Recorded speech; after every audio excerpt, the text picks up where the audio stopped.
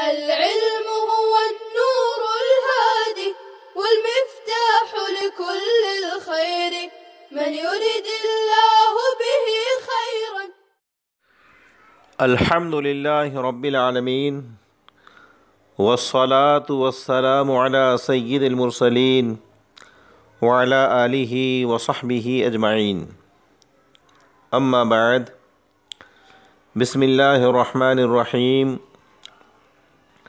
قال القدوري رحمه الله تعالى: ومن باع عبدا وشرط البرأة من كل عيب فليس له أن يرده بعيب وإن لم يسم العيوب بعددها. وقال الشافعي رحمه الله تعالى: لا تصح البراءة بناء على مذهبه أن الإبراء عن الحقوق المجهولة لا يصح. هو يقول إن في الإبراء معنى التمليك حتى يرتد بالرد، وتمليك المجهول لا يصح. ولنا أن الجهالة في الإسقاط لا تفضي إلى المنازعة، وإن كان في زمنه التمليك لعدم الحاجة إلى التسليم فلا تكون مفسدة. ويدخل في هذه البراءة العيب الموجود والحادث قبل القبض في قول أبي يوسف رحمه الله تعالى. وقال محمد رحمه الله تعالى: يدخل فيه الحادث قبل القبض، وهو قول زفر، لأن البراءة تتناول الثابت. ولأبي يوسف رحمه الله تعالى أن الغرض إلزام العقد بإسقاط حقه عن صفة السلامة أي سلامة المبيع، وذلك بالبراءة عن الموجود والحادث. طلبہ عزیز، یہ آج کے درس کی عبارت آپ کے سامنے پڑھی گئی. آئیے پہلے ہم عبارت کے ترجمے کو سمجھتے ہیں. علامہ قدوری رحمۃ اللہ علیہ نے فرمایا: اور جس شخص نے غلام فروخت کیا، وَمَن بَاعَ عَبْدًا، اور ہر عیب سے بری ہونے کی شرط کر لی، تو مشتری و خریدار کو، بائر کو کسی عیب کی وجہ سے مبیع واپس کرنے کا حق نہیں ہوگا، اگرچہ اس نے عیوب نام بنام ذکر نہ کیے ہو. اور حضرت امام شافعی رحمۃ اللہ علیہ نے فرمایا کہ براءت صحیح نہیں ہے. ان کے مذہب پر بنا کرتے ہوئے کہ مجہول حقوق سے بری کرنا جائز نہیں ہے.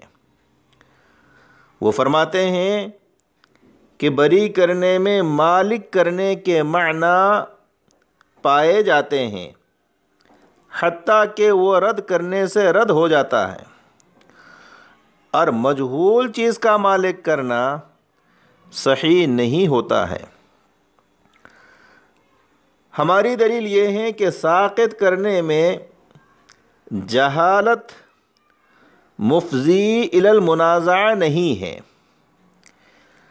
اگرچہ اس کے ضمن میں مالک کرنا لازم آتا ہے، کیونکہ سپرد کرنے کی ضرورت نہیں پڑتی. بس ایسی جہالت مفسد نہیں ہوگی. اور اس براءت میں ہر وہ عیب داخل ہو جائے گا جو بالفعل فی الحال موجود ہو۔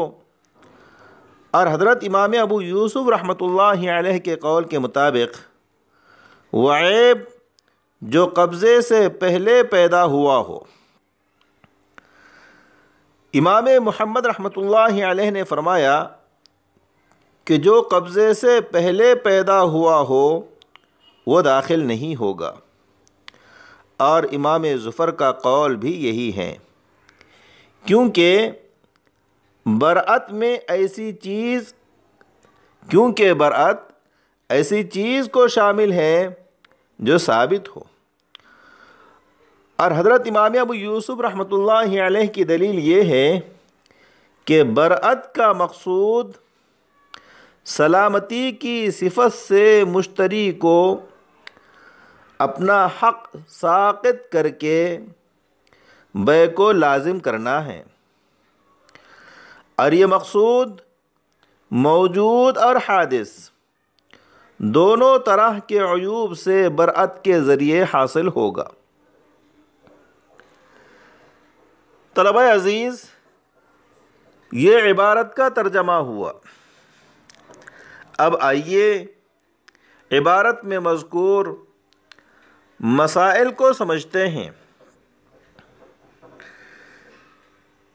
وَمَنْ بَاعَ عَبْدًا وَشَرَطَ الْبَرْأَةَ مِنْ كُلِّ عَيْبٍ،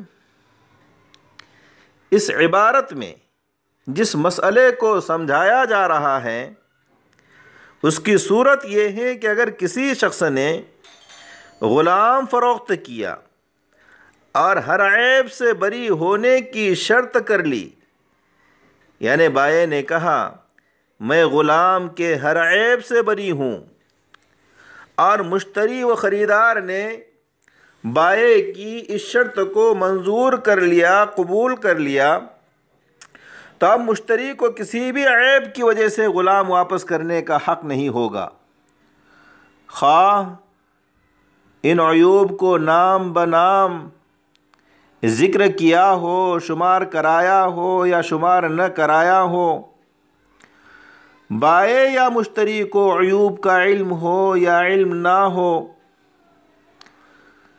حضرت امام شافعی رحمۃ اللہ علیہ فرماتے ہیں کہ اس طرح کی برأت صحیح نہیں ہے، یعنی ہر عیب سے بری ہونے کی شرط کے ساتھ بیع کرنا بیع فاسد ہے۔ اور امام شافعی رحمۃ اللہ علیہ کی ایک روایت یہ بھی ہے کہ اس صورت میں بیع تو صحیح ہے لیکن شرط باطل ہے۔ امام شافعی رحمۃ اللہ علیہ کے قول کی بنیاد، اس کی اساس یہ ہے، حضرت امام شافعی رحمۃ اللہ علیہ کے قول کی بنیاد، اس کی اساس ان کے اس مذہب پر ہے کہ مجہول حقوق سے بری کر دینا صحیح نہیں ہوتا ہے، کیونکہ بری کر دینے میں تملیک کے معنی پائے جاتے ہیں، مالک بنانے کے معنی پائے جاتے ہیں۔ یہی وجہ ہے کہ اگر قرض خواہ نے اپنے قرض دار کو دین سے، قرض سے بری کر دیا، لیکن قرض دار نے اس کو رد کر دیا، تو اس کے رد کرنے سے رد ہو جائے گا، یعنی قرض دار کے رد کر دینے کے بعد ابراء صحیح نہیں ہوگا، اور رد کرنے سے رد ہو جانا از قبیل تملیک ہونے کی علامت ہے۔ اس سے معلوم ہوا کہ بری کرنا تملیکات کے قبیل سے ہے، اور مجہول چیز کی تملیک چونکہ صحیح نہیں ہوتی ہے، اس لیے مجہول عیوب سے بری کرنا صحیح نہیں ہوگا۔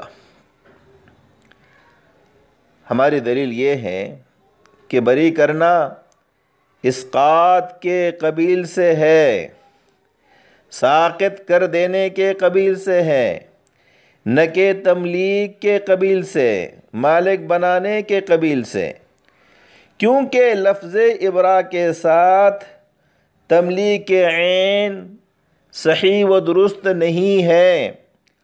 پس جب لفظ ابرا کے ساتھ عین شے کا مالک کر دینا، مالک بنانا درست نہیں ہے، تو معلوم ہوا کہ ابرا تملیک نہیں ہے بلکہ اسقاط ہے، اور جہالت اسقاطات میں مفضی الی المنازع نہیں ہوا کرتی، کیونکہ جہالت اس وقت مفضی الی المنازع ہوتی ہے جبکہ کسی چیز کو سپرد کرنے کی ضرورت ہو، اور اسقاطات میں چونکہ سپرد کرنے کی ضرورت نہیں پڑتی، اس لیے اسقاطات میں جہالت مفضی الی المنازع بھی نہیں ہوگی، اور جب اسقاطات میں جہالت مفضی الی المنازع نہیں ہے تو مفسد بیع بھی نہیں ہوگی۔